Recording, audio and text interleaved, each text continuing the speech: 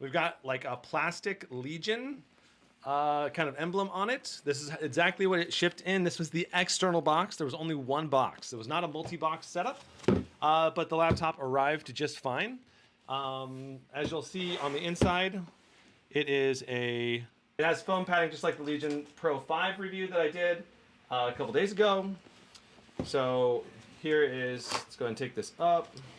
Voila. There's the inside. Let's raise the camera up a little bit more. Here it is. We've got the laptop inside of a cloth, like bag, basically. It's not waterproof or anything. We've got this like 1-inch foam all the way around the laptop inside of the box. Let's take a look at the power adapter. So here's the power adapter. We've got the cable and power adapter in this box. Here is the cable. It is about a 6-foot long cable, and it is a very thick cable. Very girthy. That's gonna basically allow lots of power to go through the cable. And here is the power adapter. You can see it is fairly small. It is a smaller power adapter than the Pro 5. Let's go ahead and take this plastic off. So 330 watt power brick. We got the Legion logo on there. I like that. Here is the back of it. And this thing is probably the second smallest power brick I've seen so far. Okay, so here's the laptop. Take this guy off. Look at that, you got the Legion logo right here. It's a all metal chassis for the most part. Minimal plastic on it. Maybe some of these accent pieces are plastic. But it feels extremely sturdy in the hand, like a very premium laptop. Lifting it up, we've got this white fiber cloth. We'll put that to the side. So there's the laptop right there. Let's close this for now. We'll set this to the side. And let's go ahead and compare sizes against some of the common laptops out there. The Razer Power Brick is only a little bit smaller. You can see we got the Legion name there. On this side, I've just got a bunch of shipping labels and everything, which I've already blocked out. So I'm not going to really show that part, but this is the external box that this laptop shipped in directly from Lenovo. I did pay for this laptop with my own money. Just taking a look at the power brick here, it does come with a plastic shroud on it, and we can go ahead and take this plastic shroud off right now. And you can see right here, it is a 300 watt power brick. It's fairly thin and it's a bit wide, but I like the thin profile. It makes it easy to pack into smaller backpacks and to take with you. That said, it is still fairly heavy. It's not a lightweight one, but yeah, it's a 300 watt power brick. And if we open up this Velcro, so you got a nice little carry Velcro if you want to make the cable be more portable. We can see that it is about a 6-foot cable coming off of the power brick, which is perfect. I like that. And then we also have the power cable itself, which is also about 6 feet long. So the fact that we have two 6 feet lengths on this power adapter gives us a total of about a 12-foot length from the wall outlet, which is better than average. Most laptops only have about a 10-foot reach. So that's already some nice points for Lenovo. Inside of here, we've got, so get started, plug the laptop in, and it looks like we've got, but they've got all of the different USB-A types. So USB 3.2 Gen 1, USB 3.2 Gen 1, USB-C, RJ45, HDMI. They tell you basically about each of the ports on here. And here's something very important. If you use the FN plus Q button, you can change the different power modes of the Legion laptop, which is great. You can also use FN plus R to change the refresh rate of the display. So you can go down to 60 Hertz for battery life, improve battery life, or jump up to 165 or 240 Hertz. And I'm not sure if this laptop has 165 Hertz or 240 Hertz yet. We'll find out. You can also control the backlight on the keyboard using the space bar. And It actually rotates between the different backlight modes, and I'll show you how to configure and adjust your backlight zones on this laptop. I did test that to make sure I understood how that worked. A little advertisement for the warranty service. They want you to upgrade the warranty to like the ultimate warranty or to get an extended warranty. I did have a Lenovo Legion 7i. That one did need warranty service at one point. I was able to call them. They quickly answered the phone, and the person I talked to knew what they were doing. So that was a giant thumbs up for me in terms of warranty support. But I've also heard some bad reports about Lenovo's service too. So it's going to be a mixed bag, I think, just like every laptop manufacturer. But at least they've got a phone number you can dial. And I've also heard good things too about them because they sometimes do on-site support depending on which warranty service you upgrade to. So you can see that the laptop comes with these foam padding along with a plastic wrap around the laptop itself. So there's the Legion Pro 5 right there. And this thing is just, it's a clean looking laptop, and it looks, I think, a little bit more premium than some of the other laptops in this price range, especially a bit more of a premium build quality compared to, say, like the MSI Pulse 15 maybe. I think it's very comparable to the Zephyrus series. That said, I believe this is a metal top lid. I'm not sure which parts of this are metal. This might... Is it all metal? This feels like it could be metal all the way around. And maybe some plastic on the sides here. Certainly rubber on for the bottom feet. But taking a look at the bottom here, you can see that we've got these air intakes all along the bottom here. This is going to allow a lot of air. We have a very high powered system. We saw that we had a 300 watt power brick included with an RTX 4060. That's typically not included on a 4060. 4060s don't usually need that many watts. All right, so that's nice to see. We have these big, nice rubber feet. You got two in the front and a big, long one along the back. That's going to provide nice stability when it's on a table. When we go ahead and lift, let's go ahead and lift the lid up, and you can open it with one finger, which is nice. You've got a little microfiber cloth, though this doesn't feel quite, it's almost like a papery cloth. I don't think it's actually a microfiber cloth, but it has a similar texture, which is going to protect the fit and finish of the laptop. I love the keyboard layout on the Legion series. It's one of my favorite keyboard layouts, and it's one of the reasons why I did pick the Legion Pro 7i for a long time to be my own laptop the last couple of years before I ended up switching out. It's got a nice deep keyboard feel. The keyboard's like the actual keys have nice key response. It's not mechanical though. It does also have a really great number pad layout with this this full-size number pad, easy to read. Very important distinction between the Legion Pro 5 and the Pro 7i is that this is not a per key RGB keyboard. This is a 4-zone backlit keyboard. It does allow you to customize the colors of each zone, but you cannot do individual key customizations or the really cool animations you get on the Pro 7i, like the rotating ones. Those are just not available on the Legion Pro 5. And I believe there's also no light bar in the front. You can see there's no light bar in the front here. It's just blank. So you're definitely getting a lot less of the RGB focus, and it's just focused on trying to deliver as much performance for your money as possible in the Legion Pro 5. So that's kind of a brief overview. The touchpad does feel good. I did notice some driver issues with the touchpad, not registering some clicks for some reason.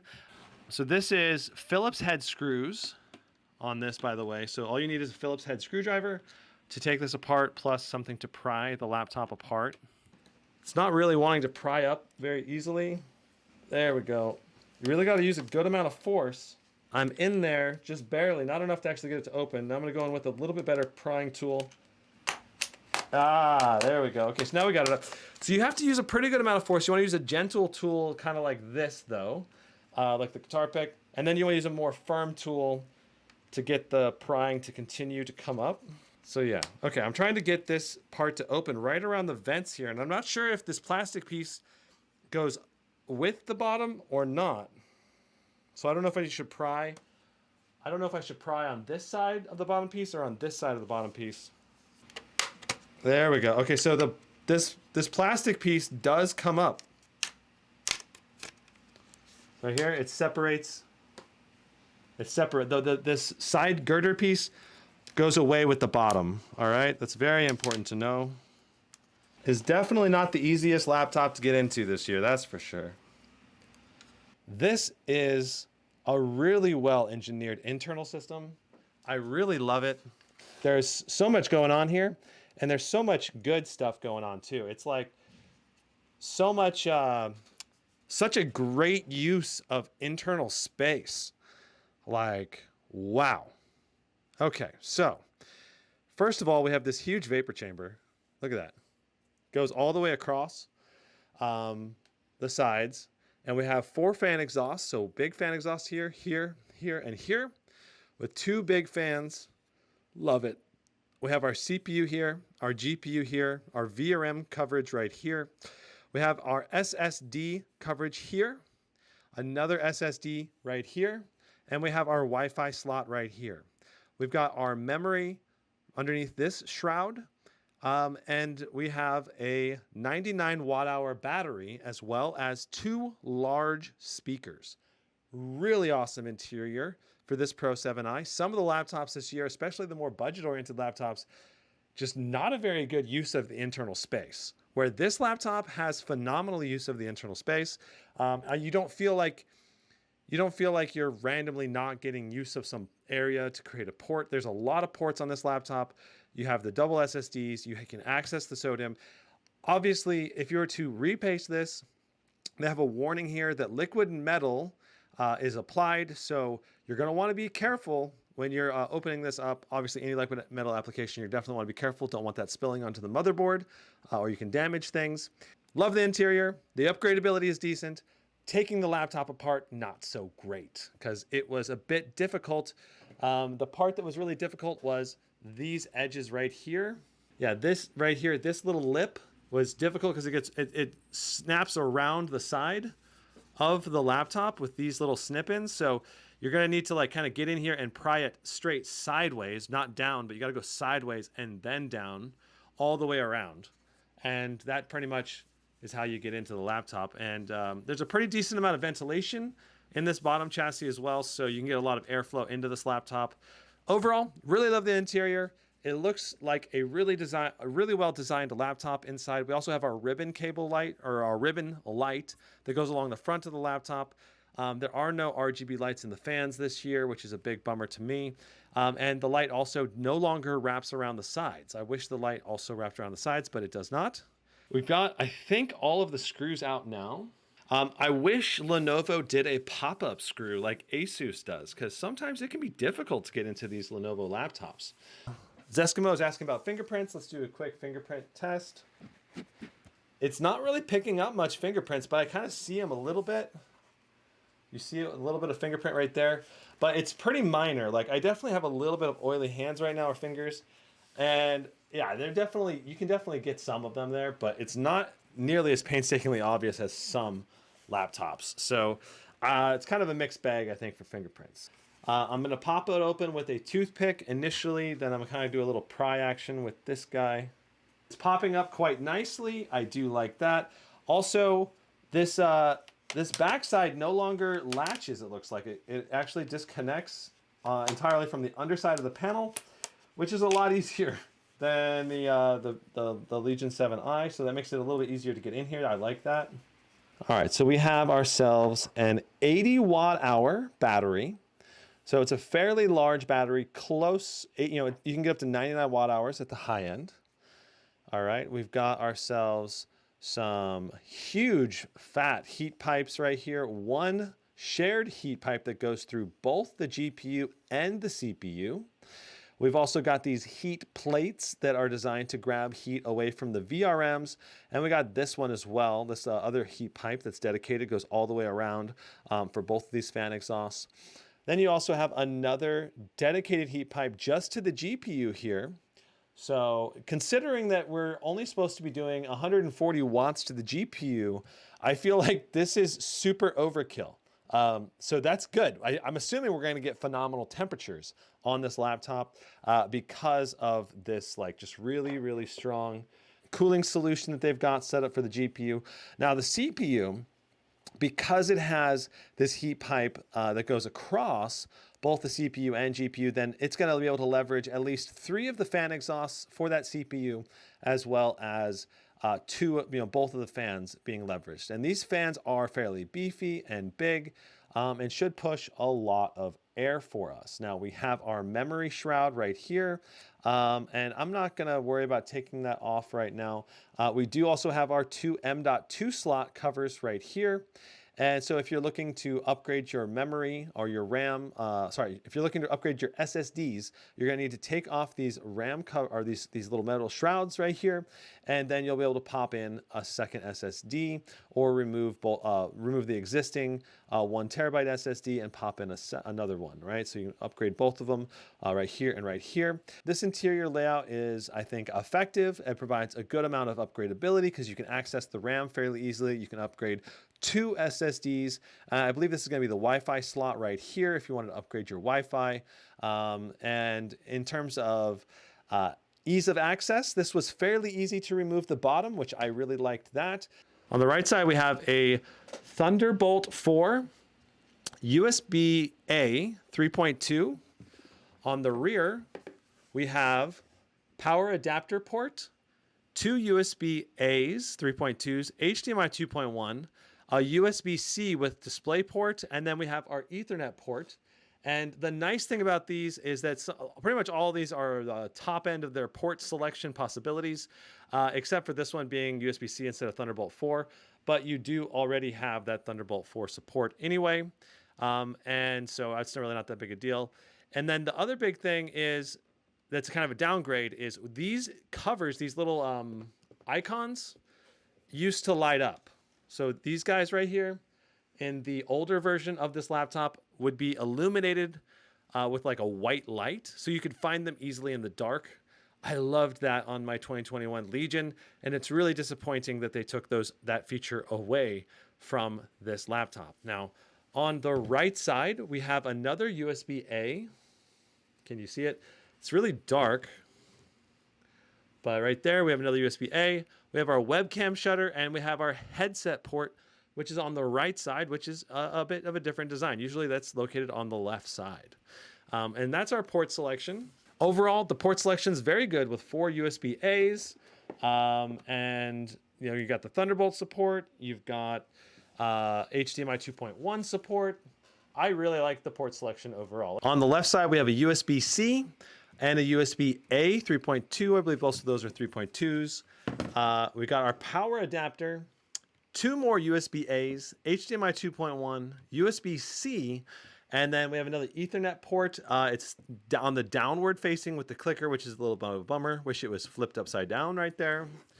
And then on the right side, we have our USB-A, our power indicator light, and then our webcam on-off switch that disables our webcam. So if you want to ensure that you have privacy, you can use that. And then on the right side, we also have our headset port, which is a bit different. Usually this is included on the left side of the laptop to keep it away from your mouse hand because most people are right-handed. So it's a little bit weird. This is one of the first laptops this year that has had it on the right side, which is quite a bit different. Now, there is 4 fan exhausts. You've got fan exhaust here on the right, 2 on the back, and another one here on the left. Here's the webcam. I believe it's a 1080p webcam, but it's still basically your average webcam quality. It's not as good as a smartphone or anything. I am recording a video right now, typing on the keyboard, talking. You notice that at the top of the screen here, when the webcam is active, there is a white light indicating that the circuit leading to the webcam is activated. So you can know that it's activated. If I flip the webcam switch off, boom, the webcam goes off. And of course the light goes out because that cuts off power to the webcam so it cannot be used. And then, so you actually have to have this switch physically turned forward in order to activate that webcam. We also have a mic array here for capturing the audio. And you can see the quality or a good estimation of the quality by looking a little bit more at the detailed stuff like the Lumix here or the GH5. This webcam is, I would say slightly better than average compared to some gaming laptops, but it's not an amazing webcam. It's not terrible. It'll get the job done for talking to grandma or getting a business meeting done. But you're not going to look super crazy stylish or super high quality with it. But it'll get the job done. So that's where we're at with the webcam. The indicator light at the top. And then you can see the image quality. You can quite clearly see detail on my face and all that. This is pretty good lighting though. And so you can also see the detail around the Lumix camera and logo there. It's not super detailed, but it'll work. And people will be able to see your face and you'll be able to do video calls and all of that. But the webcam is nothing amazing.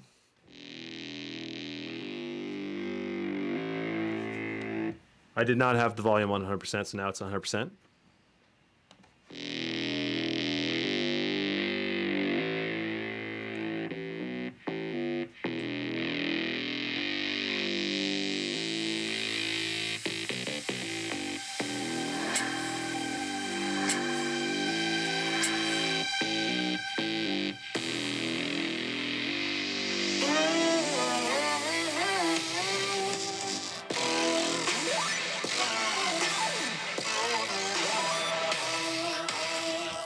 Well, so that song primarily tests the bass, and the bass sounded really good. The bass was very distinct, clear, but when the mids and highs kind of came in later in the song, the mids kind of felt a little bit muddled. Let's move on to the next song, Faded Aeon, Half-Life.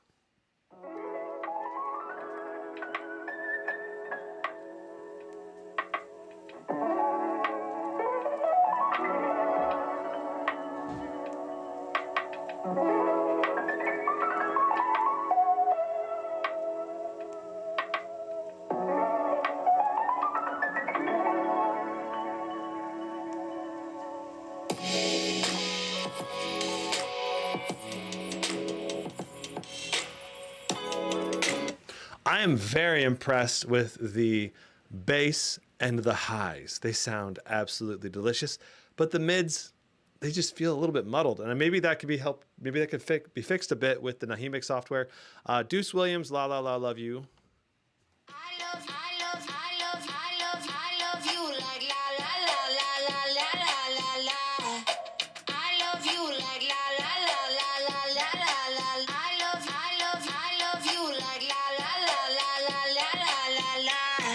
Overall, I really like these speakers. They're far better than the Legion Pro 5. Much better bass, better clarity, especially in the highs. The mids still have room for improvement. I think they're in like the 8.8 range, somewhere in that range. Maybe not quite a 9, but a little bit under that. Overall, they have a good amount of volume. The bass is thumpy. Like you can feel the bass thump a bit. It's just not quite as much bass as something like the Blade 18 or the MacBook, but and then yeah, the mids and the highs are not quite as clean and as clear as those higher end speakers. So that's kind of why it's just a little bit below a 9. Probably like the 8.8 is where I'm going to give them. Okay, so Nahimic effects are on, and we have a bass boost and treble boost right now, currently enabled.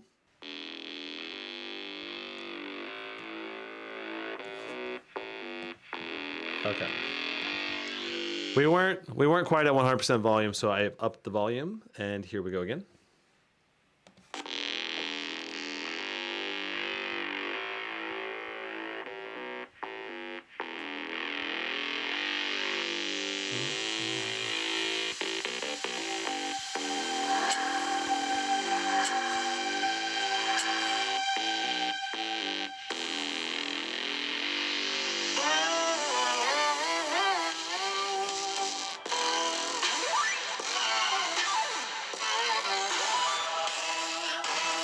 So we definitely got some mids. The overall volume is not that loud. Let's keep going. Definitely not super strong bass is what I would say. Faded Aeon, Half-Life.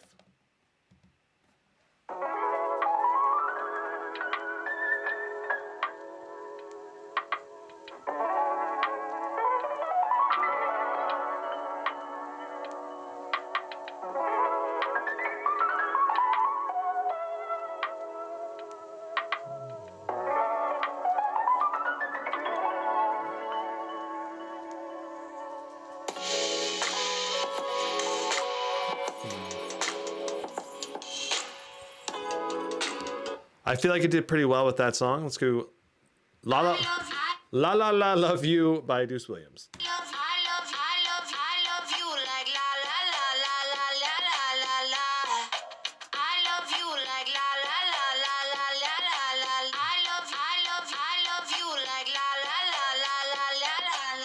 Okay, so the bass, I would say, is the weakest part. It's just not much bass to the speaker system.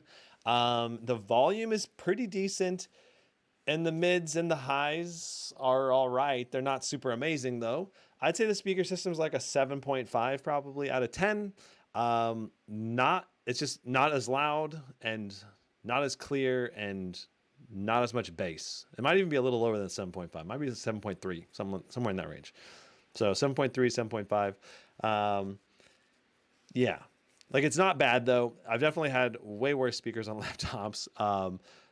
So it's basically slightly just about average, a little bit above average. To me, I kind of almost do the ratings between like 5 as being very bad, and 10 as being like superb. So 7.5 is basically like average, or maybe slightly below average.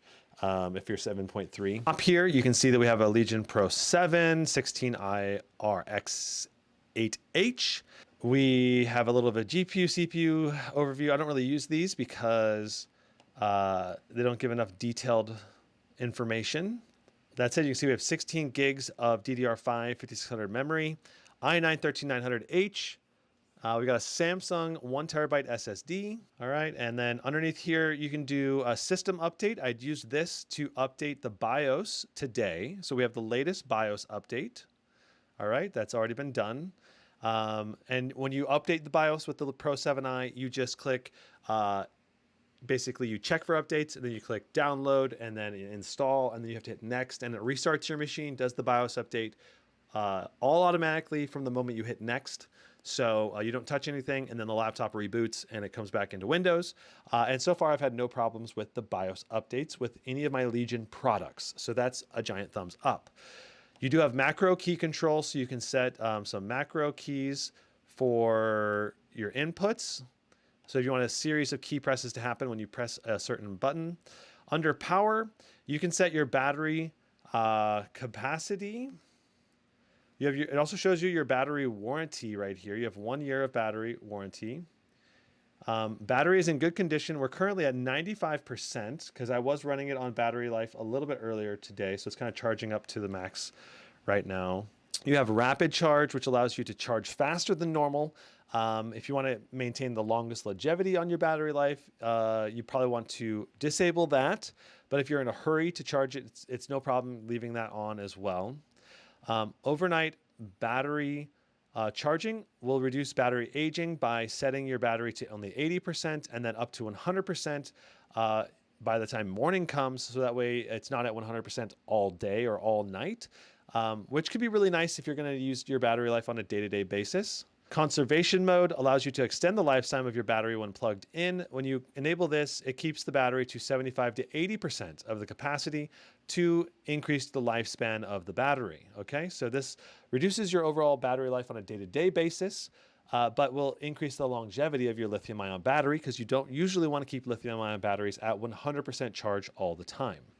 There's always on USB, which will allow you to charge things when you have the laptop in sleep mode. Okay, that's very nice. You have the Lenovo Vantage toolbar, which you can enable or disable. And I have this disabled. If you accidentally click yes on your Lenovo Vantage when you're initially set up, it will put it in there for you, which is probably not great. Legion Arena is, I think, Legion bloatware, I believe. There's another button for it right here. I'm not sure exactly what Legion Arena does. Let's see. Legion Arena, access your entire game library. It wants to update the software, but it sounds like it's another game launcher, which to me is just redundant and a bad idea. So I probably would not use that. I'd probably uninstall that. Under media, you have your camera. Oh, you can adjust your brightness and your contrast of your camera. That's pretty cool. I like that. And then underneath, let's go back. Under hardware scan, you can look at what components you have. Under Nahimic, this is where you adjust your audio. So you can enable or disable this to get more boost or treble. And then under X-Rite Color Assist, you can try to color calibrate your display if you'd like. And there's also, is there Tobii eye tracking on this laptop? It looks like there is Tobii eye tracking, which allows you to use, I mean, is there Tobii eye tracking? I know the 7i had it. I didn't know if the Pro 7i had it. This allows you to expand your view or rotate the camera inside of games based on where you're looking in the game, which can be a really cool experience in certain titles. So X-Rite Color Assist basically allows you to color calibrate your display, and I believe it's color calibrated out of the box. You got a couple of bars indicating your CPU performance or whatever, your SSD. These are pretty minimal. Anyway, what you want to focus on is this thermal mode setting. This is where you can set your performance mode. All right. You can have a balanced mode, and a balanced mode, you can enable Legion AI engine to detect gameplay and tune CPU GPU performance. And then there's also quiet mode, which is going to keep your laptop throttled down more and you make less fan noise. And then you have custom mode. And inside of custom mode, you have performance, so you can adjust your CPU, short-term power limit, long-term power limit, peak power limit, CPU temperature target, CPU long-term power limit. Then you also have your CPU GPU dynamic boost, which is interesting. You can also set your GPU TGP. You can set it up to be 135. You can also have it be based on a temperature limit. Total processor power target in terms of total watts. And then you also have your GPU to CPU dynamic boost you can adjust. There's a lot of settings in here that you normally wouldn't have for a lot of laptops, and I have not fiddled with these settings at all. So this might warrant a whole nother live stream where we test all these settings and see what the best settings are to get the most performance out of your laptop. For today, we're going to be doing performance mode for our testing. Okay, so performance mode will be our testing It should basically set us to maximum power limits and all of that. You also have this GPU overclock button, which allows you to basically do a one-click GPU overclock. This will basically change your factory specifications of your computer, and it'll essentially just like boost your clock target for your core clock on your GPU and your memory clock. That's my understanding.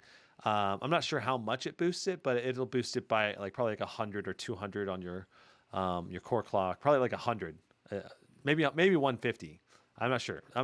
So you also have a GPU working mode. This does have advanced Optimus, allowing you to switch on the fly. If we hop into the NVIDIA control panel, it'll let you go to manage display mode. And then right here, you can set NVIDIA GPU only mode. We'll apply that. Cinebench R23, let's see what we get in a single run.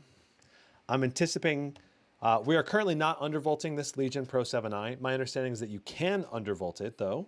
And I would love to do a live stream tweaking and optimizing the Pro 7i for the most performance with undervolting and overclocking. If that live stream idea sounds good to you, let me know in chat or in the comment section down below.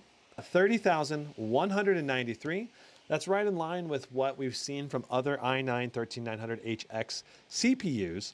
That said, if we get this thing undervolted and overclocked, basically when you're undervolted, it automatically overclocks the CPU, we should be able to get at least 32,000, maybe 34,000 on the higher end, maybe even a little higher. I have seen some numbers like 36,000 plus for the Legion Pro 7i, but that's Silicon Lottery for sure. So we got 30,307. Let's go ahead and check out our temperatures and our core clocks. So our core clocks right now, our CPU is doing 4.1 gigahertz across all of the P cores, 3.4 gigahertz across all of the E cores. This is good, not amazing. We have seen like 4.3 gigahertz across the P cores and like 3.5 gigahertz across the E cores once everything is undervolted. Our core temperatures are 80 degrees right now across all of the different cores right now. you can see basically our peak temps have gone up to 97 degrees on some of the cores. So we are reaching that thermal throttle target, which is 97 degrees based on the BIOS and the settings that are set up right now in the Vantage software. So we have hit thermal throttle levels. If we undervolt, it will help boost our clock speeds and our performance a little bit more. But notice our power draw was 132. We're also dropping down to 27.8 thousand for our multi-core score there, though we are kind of digging around in HW infill, which is going to kind of reduce our score a little bit, right? So 171 watts, 162 watts to that CPU package. That is very high for our CPU power. I'm very curious if you were to tweak all of those settings in the custom mode, you probably would be able to get quite a bit higher, because we are seeing that power limit drop down to, what is that, 130 watts for the long power limit, which is not enough to really push the CPU to the maximum potential. So initially here, we're hitting the 174 watts. It's probably set to 175 for the maximum short limit, and then it drops down to this 130 power limit, maybe even 125. That's when our temperatures also come really down and are really, really good. Overall, things are looking pretty good. For a non-tuned system, this is performance right in line with almost all the other systems that we've seen.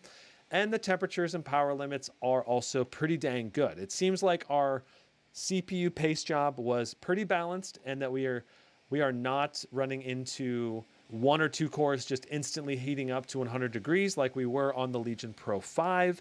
So we got 17,901. Wow, that's basically right in the ballpark of what I was thinking. A little bit lower than I was kind of hoping, but still, that's pretty good, especially for only 8 cores, 16 threads. So right now we've got an all-core boost of 4.8 gigahertz, basically 4.79, 4.81 gigahertz across all of the cores, which is excellent. We've got 8 big fat cores, no efficiency cores, 16 total threads. For an 8-core part, we're pushing some really good performance. So I'm seeing some really good performance now. Let's take a look at our temperatures. Oof, our temperatures are very spicy right at 100 degrees. Smack dab at the 100 degree mark. Looks like we maxed out at 95 watts at the peak there. So 17,000.8. Here in TimeSpy, we're doing 175 watts or 174.9 there for a little bit. Now we're down to 165, 170, but only 61 degrees on that GPU during this initial load. Our CPU is also 68, 70 degrees there. That's also phenomenal, especially considering that we're putting 65 watts of power into that CPU right now. That's really, really good. Now, please keep in mind that we do have the Lenovo Vantage default overclocking enabled right now. This is how we're going to test this laptop today, because I think a lot of people are just going to click that overclock button because why not? I think almost all users probably should, because you're basically leaving performance on the table if you don't click it. It should not impact reliability or performance, stability. It just should increase performance with no downsides pretty much, especially if you leave it at the stock 150 core clock, 200 memory overclock. So just know that if you don't click that overclock button, you're going to get about 5% less probably on the score. I'm anticipating with these settings, I'm hoping we can push at least 22,500 for our TimeSpy score. Maybe even breaking 23,000, but probably not. I'm guessing 22,500 for TimeSpy GPU.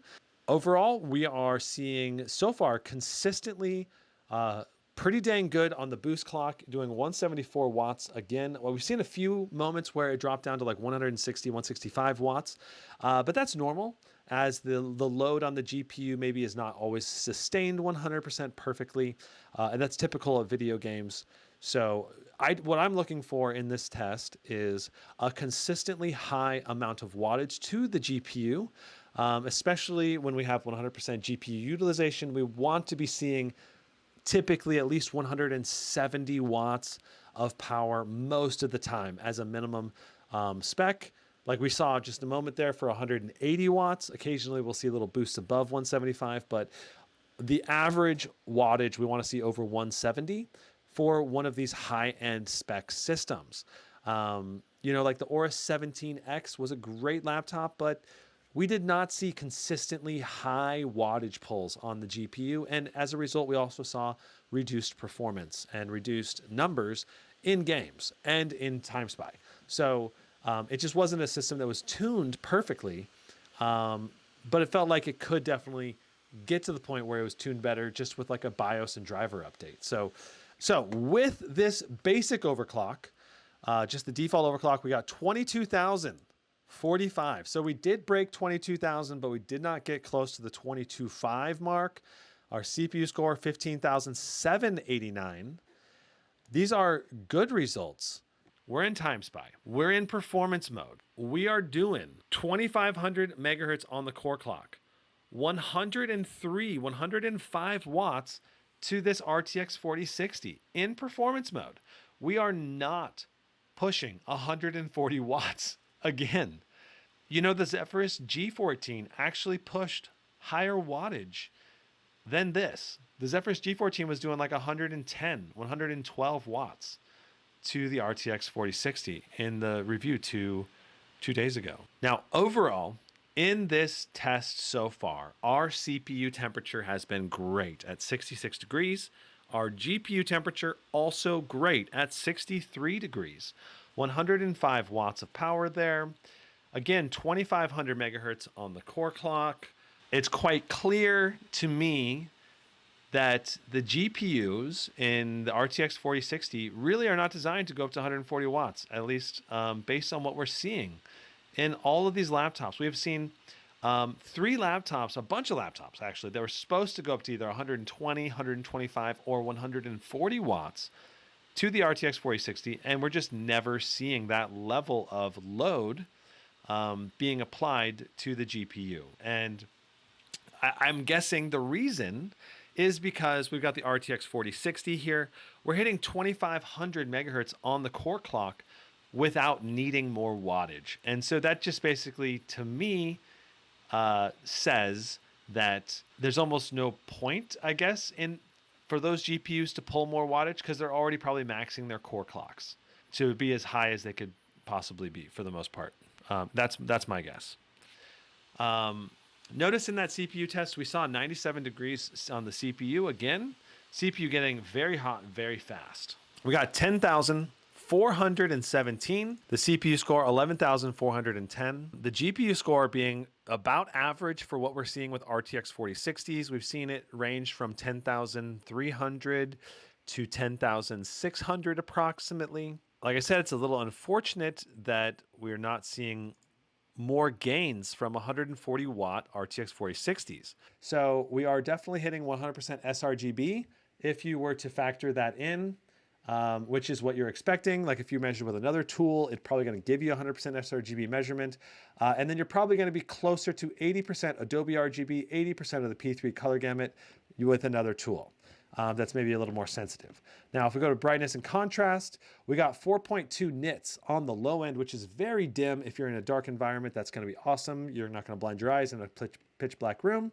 If you go to the max 100% brightness, we got 490 nits, which is very close to the maximum rated brightness that Lenovo claims. So they claim 500 nits. So that's good that we were very close to it. Too bad we're not above it, but this is within variance for sure. Like if we measured other areas of the display, we would probably for sure go above 500 nits.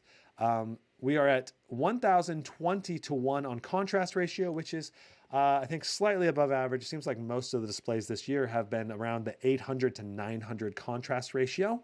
So that's nice to see, 1,020 to 1. Overall, this is a very good display, but on a $3,000+ laptop, you would ideally want a one closer to 100% P3 and Adobe color gamut. That's probably the main weakness of this display. If there was a weakness, that would be it, I would think. This color checker kind of underestimates the color gamut by 8% or something like that. So we had 92% sRGB, 73% Adobe RGB, 73% of P3 color gamut. And so that means that really we're very close to an 100% sRGB, close to 81% Adobe and P3 color gamuts, which is it's good. It's a good display. It's just not as premium as the higher end displays out there. And that's the trick for me about this laptop is that this one is priced excellently. Like for this display at this price point, it's a very good display. I think it's a highly rated display. It's just, you know, when you go to something like the Pulse 15, you're getting 100% P3 color gamut. It's a more colorful display, even if it's not as bright of a display. Now, I'm going to go ahead and see what our refresh rate is. We've got 165 hertz on this display. So I just wanted to point that out. This is not the 240 hertz display. This is a 165 hertz display. All right, so let's check it out. Our brightness and color gamut. Whoa, this is way below the advertised brightness from Lenovo. I believe it was supposed to be a 500 nits brightness, and we only got 356 for our brightness and 940:1 for our contrast ratio. Our nits brightness at 0% is only 2 nits bright. That is so dim. That's nice if you're going to work in all super dark environments a lot. That said, 356 nits is less than I thought we were going to get. I'm going to be honest with you. I thought for sure we would have more than that. Yeah, like it seems brighter than that. It seems brighter than 350 nits to my eyes. It seems closer to 500 nits, which is, so it's very weird to me that we're not hitting closer to 500 nits. And it makes me almost want to test it one more time just to verify that number. Because like I said, Lenovo advertises it, I believe, as 500 nits. So let's try measuring it one more time. I'm going to do it just at 100% brightness for all the tests. Okay, so yeah, you can see it registered it at 356 or 357 nits for all of our tests right there, and 930:1 for our contrast ratio. So overall, for the money, for a display that's coming at you for under $1,500, that is excellent overall. Good value, I think. The only downside is when you compare it to something like the Pulse 15, you're not getting as high a color gamut. The Pulse 15 had a more colorful display, even if it wasn't quite, I don't know, it wasn't 16 by 10, it was 16 by 9. So I guess that was the trade-off there.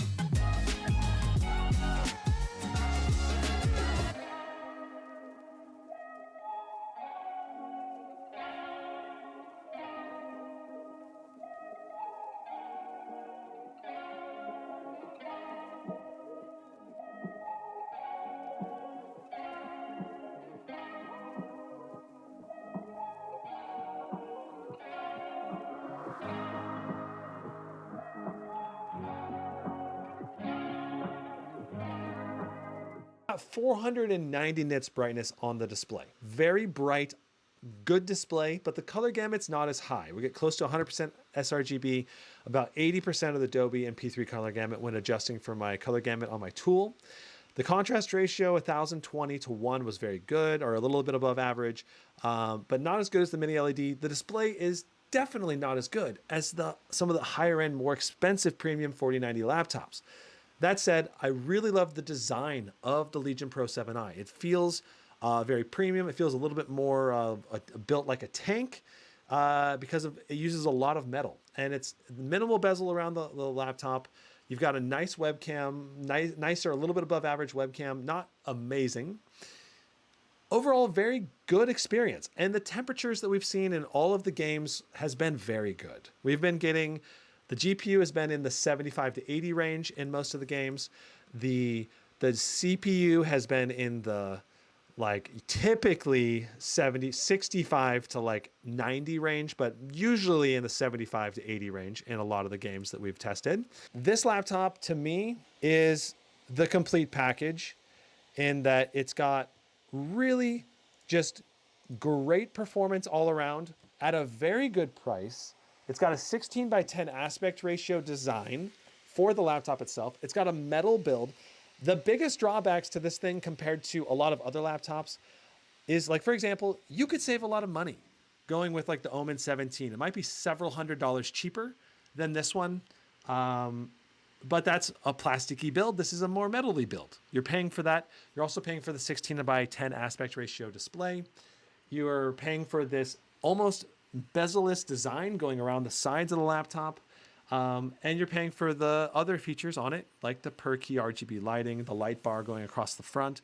I like the display. Overall, it's not as premium as what you're going to get in the more expensive laptops, but the performance you're getting for the money is very, very good. We did see higher performance in some of the other laptops, like the GT77 Titans. CPU default thermals were higher than this. I want to do another live stream. I'm going to do another live stream tuning this Pro 7i to the maximum level of performance. So be sure to subscribe and hit that notification bell so you don't miss out on that future live stream, the tuning of this machine to get it to the peak level of performance. We're going to undervolt the CPU. We're going to raise the power limits. We're going to max the fans out. We're going to try overclocking the GPU further, more than what the default overclock is capable of. And we're going to see what kind of performance gains are possible when you put your mind to it. I think you could see probably 5 to 10% performance gains for sure in the CPU department, another 5% maybe in the GPU department. And I'd love to try to figure out why did we get so much less performance in Warzone 2? Is there any way we can optimize that and actually get comparable performance to some of the other laptops? In the vast majority of games that we had today, we saw comparable, if not better, performance in the Pro 7i to almost all the other 4090 laptops. But in Warzone 2, for some reason, we were getting 45 to 50 FPS less than the other top-end laptops like the Scar 18, Scar 16, Blade 18, GT77. All of those were doing so much more FPS in the same areas. So we need to get to the bottom of what's going on with that. It's probably something related to driver or BIOS issues, and it might just require a driver or BIOS update from Lenovo to fix that. It may not be something that we can fix on our end. Can I recommend the Legion Pro 7i? Absolutely. This is a great value for the money. It's one of the best value RTX 4090 laptops that you can get. I do still think that the Omen 17 technically is a bit more bang for the buck, especially if you can get it when it does one of these sale days, like where it goes $200 off. But the Legion Pro 7i sometimes does those sale days too. And sometimes you can get this for less than $3,000 if you get it on the right sale day. Now, if you do decide to buy this laptop and you want to support me as a content creator, there is a link in the description down below, which you can use to buy. And if you do buy it through that link, it does help support me. But you also got to use a browser that allows cookies to be tracked and stuff like that. So if you use blockers, ad blockers, and tracking blockers, that won't really track it. So that's it. I also want to point out that there are coupon codes to this. I used the coupon code extra5, but sometimes it's like game extra5 or game April or whatever coupon code is going on at the moment. I do check Google to look for coupon codes. If I ever go buy a Legion laptop, I just automatically always check for coupon codes. So be sure to try to do that. I'm not sure if that's going to interfere with my commission as an affiliate. It probably will, but whatever. I'm trying to help you guys as much as I can. Another way you can save some money buying the Legion Pro 7i is through Micro Center. So Micro Center sometimes has good deals on the Legion laptops for direct sale, but usually you have to go in store to get those deals, and you can't get those through online. So that's kind of a bummer sometimes. Yeah, and I never get affiliates for mentioning Micro Center, even though they sometimes offer the best deals. So just know that that's my honesty to you and my commitment to you as a reviewer to try to guide you to the best deal at the expense of my own money. I literally probably just lost a good chunk of money by mentioning that. So I want you to know that I'm here for you, and that's my priority, and that's why I think I'm a trustworthy reviewer and why you should trust me.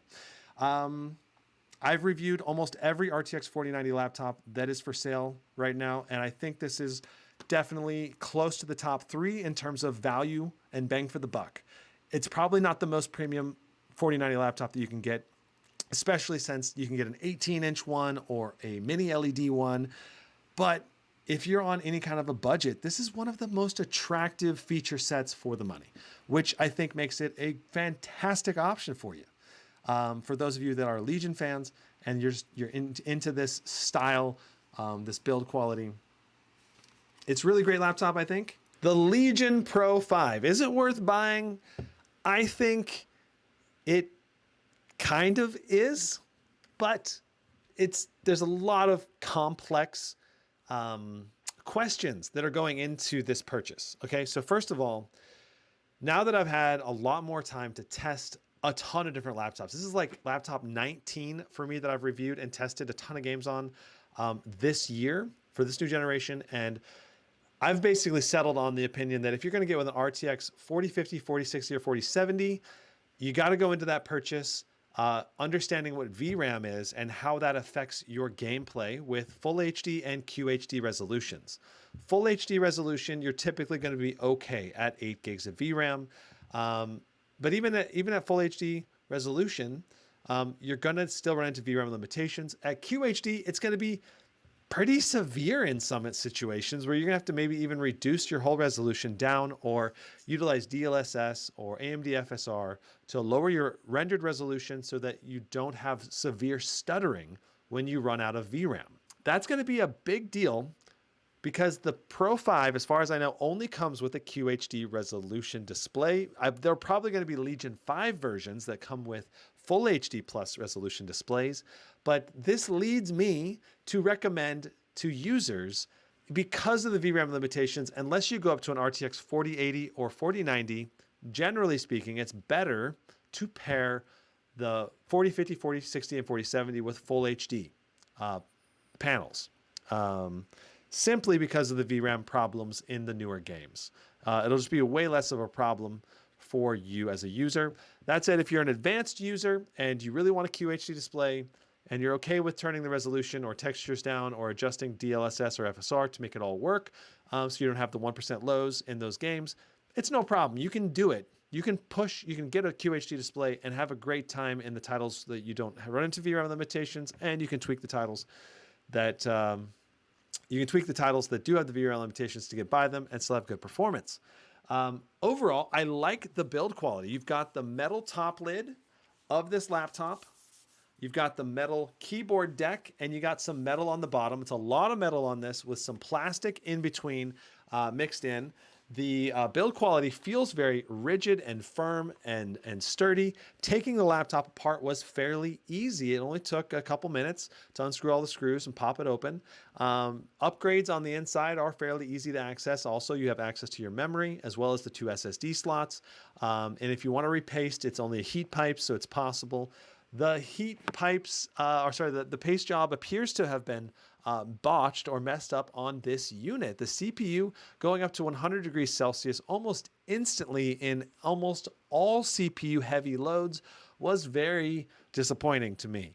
And it leads me to wonder if Lenovo just didn't do a very good job from the factory for that CPU only. The GPU almost always had superbly awesome temperatures. Almost no problem ever with the GPU temps. Going above even 70, 75, almost never went above 70. It was usually in the 60s in most of the games and titles that we played. Now, the CPU performance for the Ryzen 7 7745HX CPU was really good. It was very competitive with Intel and other 8-core, 16-thread parts. We got 17,800 in Cinebench R23, which it's very good for a laptop under $1,500. That's phenomenal. We also saw very good performance on battery mode. So battery mode, we still got over 15,000 for Cinebench R23, and it was only pulling 45 watts to the CPU, and it was still pushing that much performance. That's phenomenal. So if you need a laptop that can handle CPU heavy tasks when on battery mode, this is going to be a really good option. Now, of course, you'd want to get one that has a CPU paste job that was done properly, and that's going to help our temperatures. I imagine that this was just, I got unlucky. This is what happens when you don't get review units. You just buy laptops that are regular laptops from manufacturers to review like I do, and they don't get pre-tested or pre-selected. So, obviously this level of testing that we're doing in these live streams is beyond what most reviewers do anyway. So we can identify these problems that users would face if they get the laptop for a long time and they run into these kinds of issues, like the paste job being bad. And that's something that usually should be found very quickly. But sadly, a lot of reviewers don't really check that stuff very well. The ports selection on this guy, really good. You got 4 USB-As, you got 3 USB-Cs, you got an Ethernet port, headset port. There's not much you could really ask for, maybe besides, I mean, you could say you'd rather have maybe a mini display port instead of one of the USB-Cs, but I think most people would rather have another USB-C. So I like the port selection. I kind of wish they had a full-size SD card slot. If I were to criticize it, that would probably be maybe take one of the USB-As off or USB-Cs and put a full-size SD card slot. That would be better in my opinion. But overall, the port selection is quite good. The display quality, a QHD plus, so 16:10 aspect ratio, 356 nits brightness, 930:1 contrast ratio. It's very bright, it's very vibrant, it's very responsive. It's just not as vibrant as the competition. We only had 92% sRGB, 72% P3 and Adobe RGB. If you were to bump those up, because my tools tends to underestimate, then it's closer to 100% sRGB and about 80% Adobe or P3 color gamut, it's a good display, especially for $1,500. It's just not as colorful and bright and vibrant as some of the other displays in certain laptops, like in the Pulse 15. It's 100% Adobe RGB or close to. It's a higher color gamut, but overall, this is still a good display, especially for the price point. The QHD 240Hz display is supposed to be brighter and more vibrant, though. So if you do get an option to get that display option in your laptop in the Legion Pro 5, then just know that it'll be brighter and it won't really be more colorful, though. So that's the other downside. I think the Lenovo lineup just doesn't really offer that colorful display that designers and video gamers might want, because a lot of other manufacturers this year, especially Asus, are pushing just really high color gamut displays. that are just very vibrant and punchy and more gorgeous, especially the mini LED options. So in some ways, I think Lenovo is being outclassed in the display department, but not necessarily for the money. This is a good display for the money. Giant thumbs up for that part of the laptop. The keyboard, awesome keyboard, feels great, love the layout. The backlight options are good. They illuminate everything you need, and it's an effective layout. You've got all these secondary functions. You got a full-size number pad, full-size arrow keys. I love the keyboard on the Lenovo series. Giant thumbs up there. The touchpad. I had an issue getting the touchpad to click properly. The physical click, it would click physically, but not actually click on the screen. Another little minor thing that could really annoy you, and it's likely only on this unit, which probably means I have to return this unit regardless of if I were to repaste the CPU or not.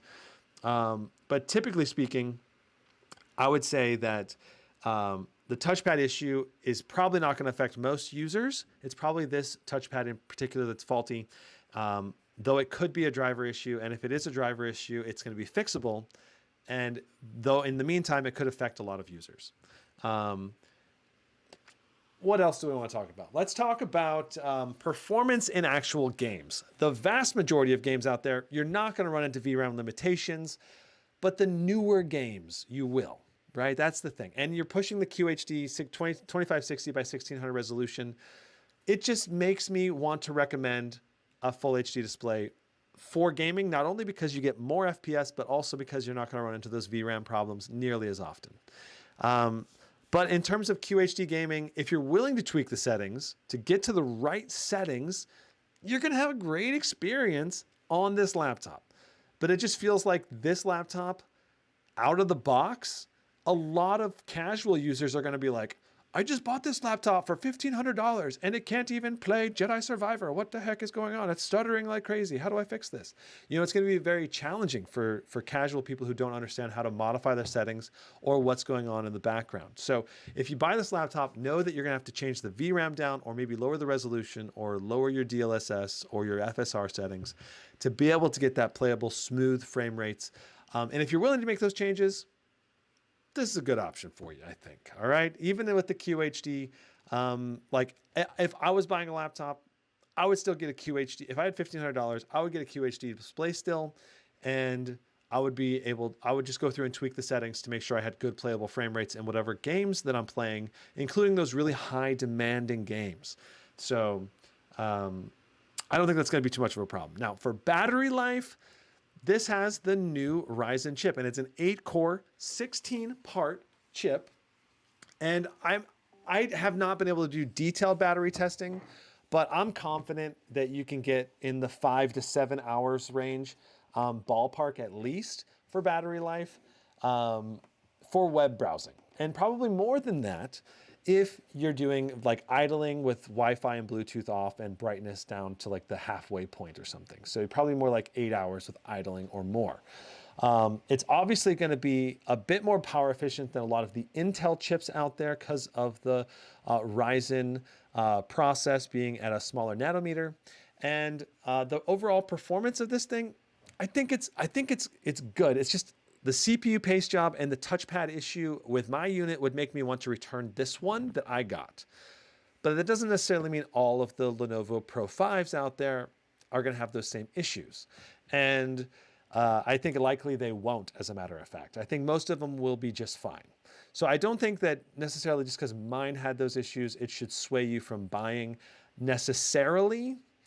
But I would check other reviews and make sure that other reviewers are not seeing similar temperature issues to what I'm having, because we saw 102 degrees in dead space, like just nonstop, which is not good. And that's with the default fan profiles and all the settings set to however it's supposed to be.